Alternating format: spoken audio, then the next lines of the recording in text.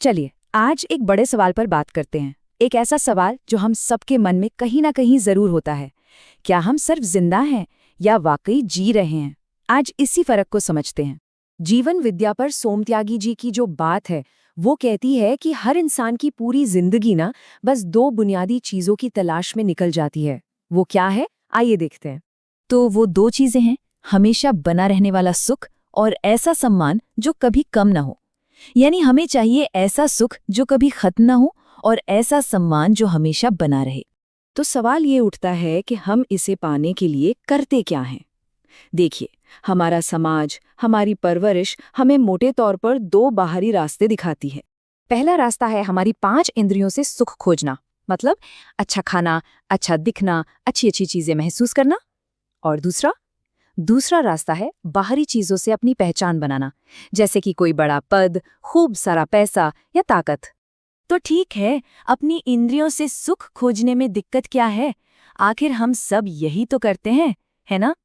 देखिए, दिक्कत ये है कि इंद्रियों से मिलने वाला जो सुख है ना, वो टिकता नहीं है। वो आता है और चला जाता है। और तो और ये हमें बाहरी चीजों पर डिपेंडेंट बना देता है। और अक्सर तो इसकी चाह में हम अपना कंट्रोल तक खो बैठते हैं, जिससे हमारा खुद पर जो भरोसा है वो कमजोर पड़ जाता है। और यहीं पे ना एक बहुत ही जरूरी फर्क समझना होगा, अच्छा लगना और अच्छा होना के बीच का। अच्छा लगना क्या है? ये एक पल का एहसास है जो हमारी इंद्रियों से जुड़ा है। मान लीजिए कोई बहुत स्वादिष्ट खाना खाया। लेकिन अच्छा होना ये हमारे स्वभाव से, हमारे आचरण से जुड़ा है। ये एक परमानेंट अंदर की अवस्था है। अच्छा, तो अब बात करते हैं दूसरे रास्ते की, यानी बाहरी चीजों जैसे पद, पैसा या अपने रूप रंग के आधार पर सम्मान और पहचान खोजने की। अब ये रास्ता भी फेल होना तय है। क्यों? क्योंकि हम परमानेंट सम्मान उन चीजों से ढूंढ रहे हैं जो खुद ही परमानेंट नहीं है। जवानी, पैसा, पद, ये सब तो बदलने वाली चीजें हैं।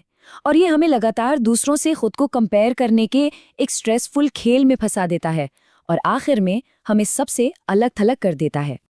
और बस यहीं से इस पूरे विश्लेषण की सबसे गहरी बात सामने आती है, सिर्फ जिंदा रहने और सच में जीने के बीच का वो जमीन आसमान का फर्क।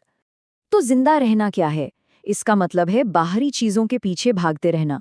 सुविधाएं चाहिए, सामान चाहिए, सोशल स्टेटस चाहिए। जबकि जीना अपनी अंदर की दुनिया को संभालने के बारे में है, अपने भाव और अपने विचारों की क्वालिटी को बेहतर बनाने के बारे में है। ये बात इस आइडिया को कितनी खूबसूरती से सामने रखती है ना? कि जिन साधनों को हम जिंदा रहने के लिए इकट्ठा करते हैं, वो जीने की दुनिया में किसी काम के नहीं हैं। ये दो दुनियाएं एकदम अलग हैं। तो सवाल ये है कि अगर बाहरी रास्ते हमें असली सुख और सम्मान नहीं दे सकते, तो फिर असली रास्ता है क्या? जवाब बहुत सिंपल है, सिर्फ एक शब्द में, समझ। तो ये समझ क्या है? समझ का मतलब है चीजों को वैसे ही देखने की क्लैरिटी जैसी वे असल में हैं। ये एक ऐसी अंदरूनी स्टेट है जो स्टेबल है, जिसे हम खुद पैदा करते हैं। ये बाहर के हालात पर निर्भर नहीं करती।